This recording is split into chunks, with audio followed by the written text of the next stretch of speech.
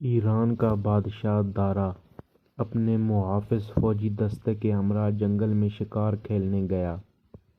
شکار کے دوران دارا بادشاہ ایک ہرن کا تعاقب کرنے لگا۔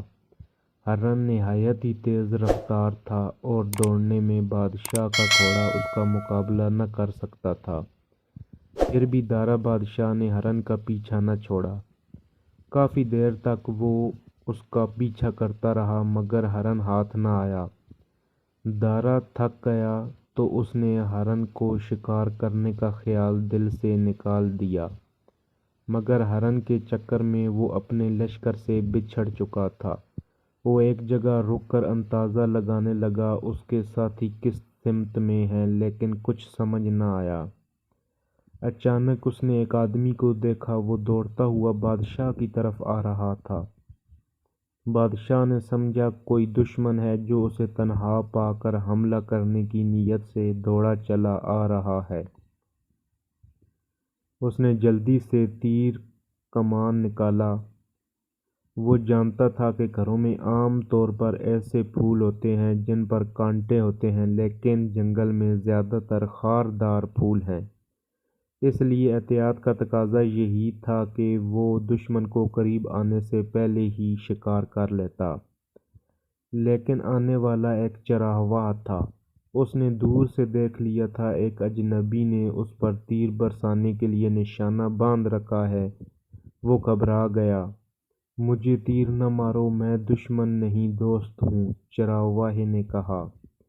پھر قریب آ کر اس نے بادشاہ کو پہچان لیا اور کہنے لگا، عالی جاں، میں تو آپ کا غلام ہوں اور آپ کے گھوڑوں کی دیکھ بھال کرتا ہوں۔ دارا بادشاہ نے اسے دشمن سمجھ کر خوفزدہ تھا، لیکن اب اس چرواہے کی بات سن کر اس کا خوف جاتا رہا۔ اس نے ہنستے ہوئے چرواہے سے کہا، تیری قسمت اچھی تھی جو تو بچ گیا۔ اگر غیبی فرشتے نے تیری مدد نہ کی ہوتی تو اب تک میرے ہاتھوں سے تو ہلاک ہو چکا ہوتا، کیونکہ میں تیر چھوڑنے ہی والا تھا۔ دارا بادشاہ کی بات سن کر چرواہا بھی ہنس پڑا، پھر بڑے ادب سے کہنے لگا، حضور، میری ایک نصیحت سن لیں، آپ کی مہربانی ہوگی۔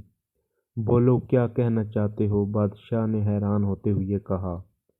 چرواہا کہنے لگا، میں صرف اتنا کہنا چاہتا ہوں جناب کہ جو بادشاہ دوست اور دشمن کی تمیز نہیں لا سکتا، بھلا وہ بھی کوئی بادشاہ ہے؟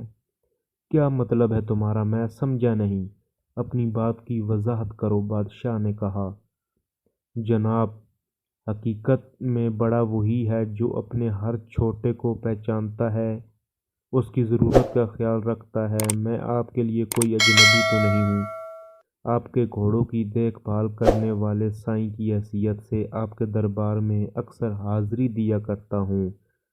آپ پھر اکثر اوقات مجھ سے گھوڑوں اور چراگاہوں کے بارے میں سوال و جواب کرتے رہتے ہیں۔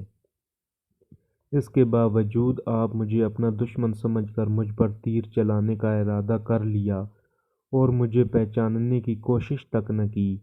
حالانکہ میں اپنے مالک اور اپنے کام سے کبھی غافل نہیں رہتا۔ میری تو یہ حالت ہے کہ آپ کے حکم پر میں لاکھ گھوڑوں میں سے آپ کا پسندیدہ اور مطلوبہ گھوڑا نکال کر دکھا سکتا ہوں۔ چرواہے کی بات سن کر دارا بادشاہ کو کچھ مزاحمت ہوئی۔ چرواہا کہہ رہا تھا، بادشاہ سلامت، جس طرح میں اپنے فرض کو پہچانتا ہوں اور ادا کرتا ہوں اور پوری ہوشیاری اور عقل مندی سے تیرے گھوڑوں کی دیکھ بھال کرتا ہوں، اسی طرح آپ کو بھی ہوشیاری سے حکومت کرنی اور اپنی رعایا کی دیکھ بھال کرنی چاہیے، ورنہ یاد رکھیں، جس بادشاہ کا انتظام سلطنت کے چرواہوں سے بھی بدتر ہو، وہ اپنی رعایا کی حفاظت نہ کر سکتا ہو، اس کا تاج و تخت بھلا کیسے محفوظ رہ سکتا ہو؟ دوست دشمن کی تمیز رکھنی چاہیے، اپنے سے چھوٹوں اور غریبوں کی حفاظت کا خیال رکھنا چاہیے۔